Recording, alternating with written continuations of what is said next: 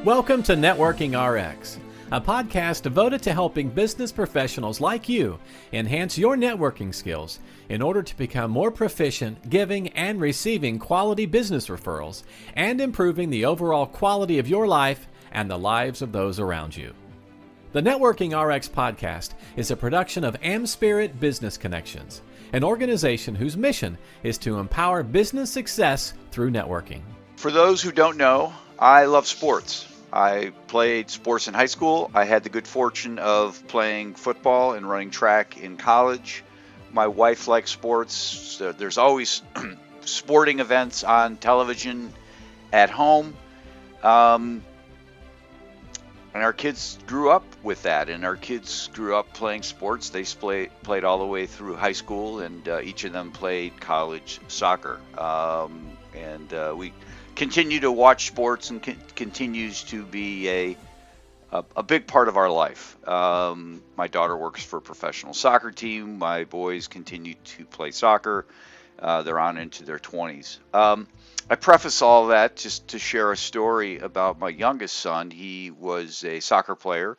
He was a goalie for his college team, and he was the backup for the first 2 years, which is not unusual.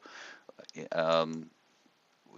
played for a very competitive team, Ohio Wesleyan, and then after his sophomore year, the coach, basically told him, said, "Listen, it's, the gig is yours." And that was after the 2019 season. Well, we all know what happened in 2020, and their 2020 season didn't happen. And between the time he became, for senior year, junior year really kind of was nothing. By the time his senior year came along, a young man had transferred in from a larger school and displaced my son. And that those things happen in sports. You stick around sports long enough, you're going to meet with disappointment of some form or fashion, and that's life. In life, you have disappointment. And I was very proud of how my son handled the situation. He was still a team player, a team captain, and the coaches couldn't be happier with how he supported the team. Just to let you know, being a goalkeeper in soccer is much like being a quarterback. You're either the starter or you're on the bench.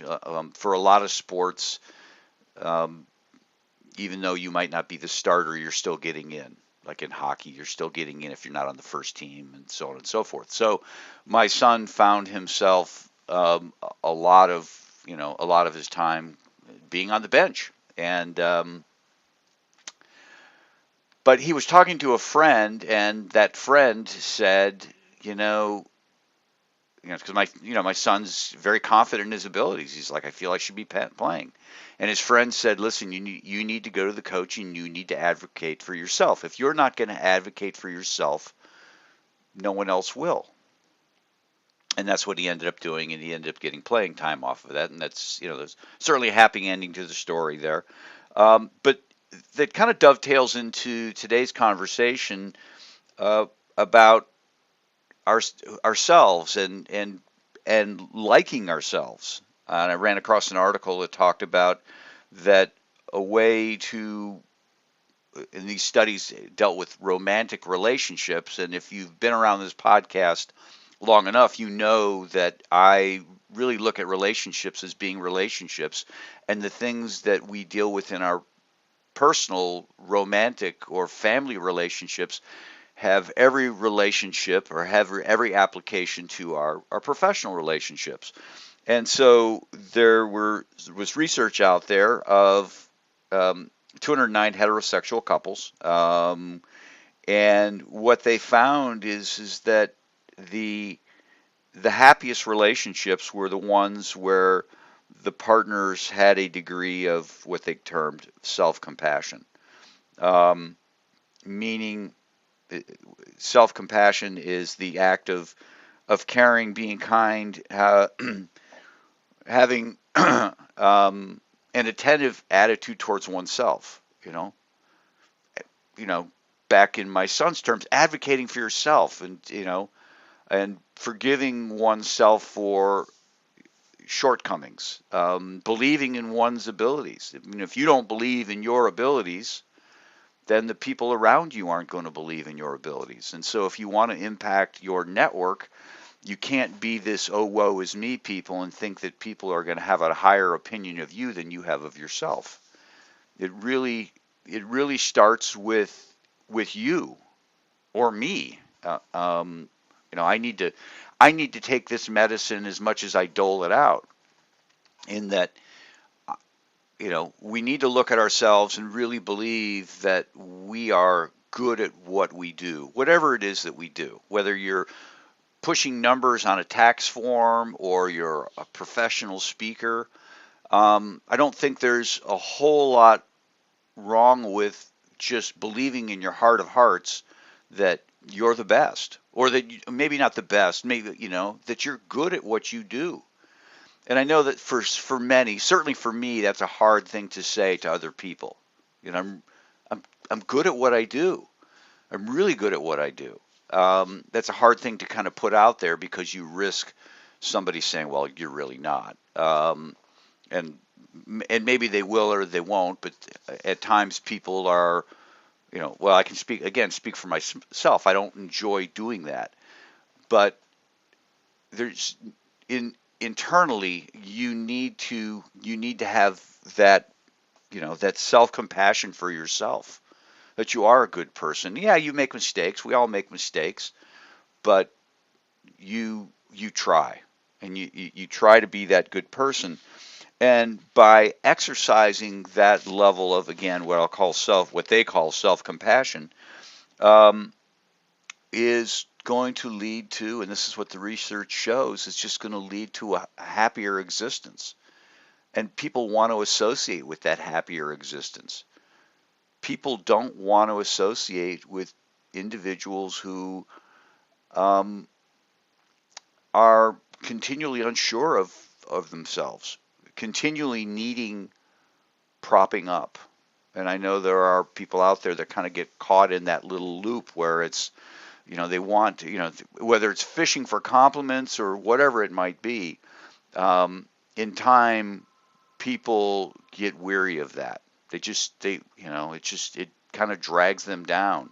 And people don't want to be in settings where they're having to shore up somebody else.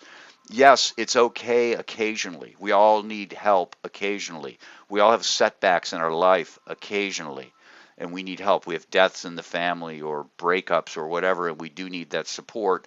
But when it gets to be this constant sort of a thing, people grow weary of it, and it's something that you need to guard against. So let me wrap this up by just putting it in these terms. Stop and think about how you think about others. Those people in your network that you sort of look up to, wow, they seem to always have it together.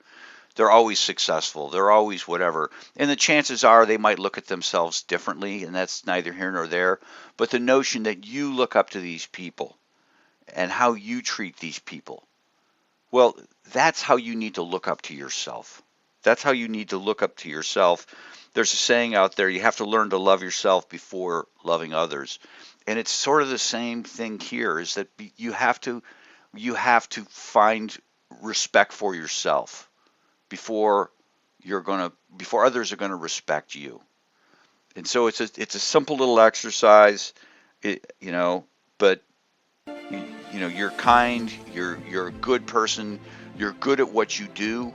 If you're somebody who's done anything for any length of time, you're really good at it. Whatever it is, being a realtor, being a mortgage lender, whatever it is, give yourself that credit.